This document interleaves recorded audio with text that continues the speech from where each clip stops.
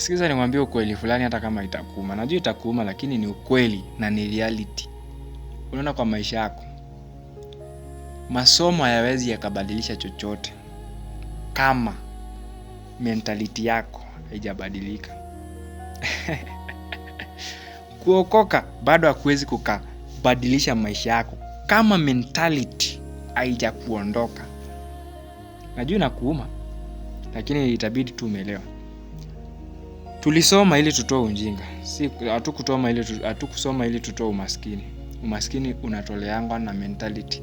Kuna watu hawajasoma, wametoa mentality za ujinga, wakajiwekea mentality za watu waerevu. Na sasa ni matajiri hata kuliko watu wamesoma.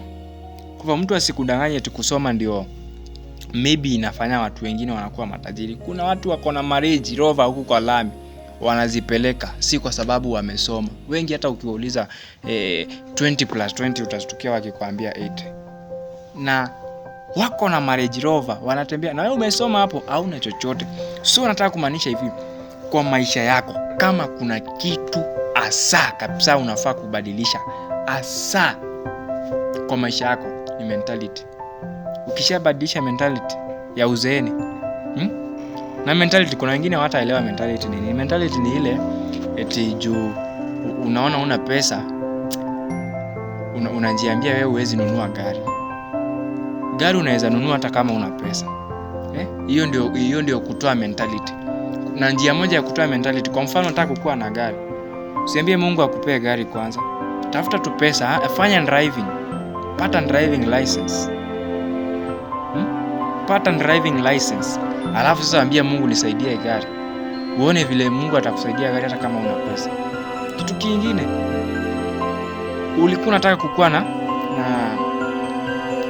tuseme ulikuwa unataka kukuwa na kazi kama ya kompyuta, kufanya kazi hizi za kompyuta. Kabla hujaanza kumwambia Mungu usijue akupee hiyo kazi, anza kujifundisha kazi. Mungu atakupea. Wewe usitaki kujua Kenya atakupea. Na kuna mama fulani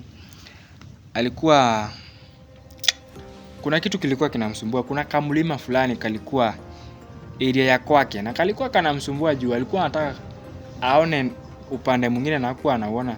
Sasa alikuwa anasikia tu aka kamlima laiti kangekuwa kangajawekwa hapo. I wish aka kamlima kangekuwa akako hapo.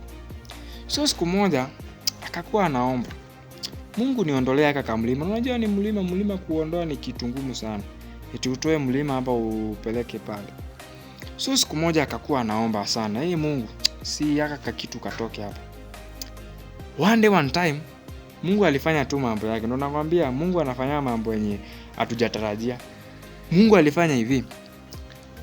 Watu walikuja wakamwambia, sisi tunataka kutumia hii Muharram. Na sijui kama unaweza kutuuzia aka kamlima. Ule mama akafurahia aje. Alikuwa anaomba aka kamlima katoke hapo na kamemtengenezea pesa na amekuwa tajiri. So kitu huyo mama alikuwa amefanya ni eti alikuwa amejitolea mentality. Ingekuwa ni wewe ungesema mlima naye hata nikiimba itatoka aje. Unaona vile nitoka rahisi. Hata hizo mashida zako zenye uko nazo zinaweza kutoka rahisi kama ukiamini na kuondoa mentality ya kitambo. Mungu akusaidie kuondoa mentality. Mentality ndio kitu mbaya kwenye maisha yako. Kitu unafaa kupigana nayo sana ni mentality.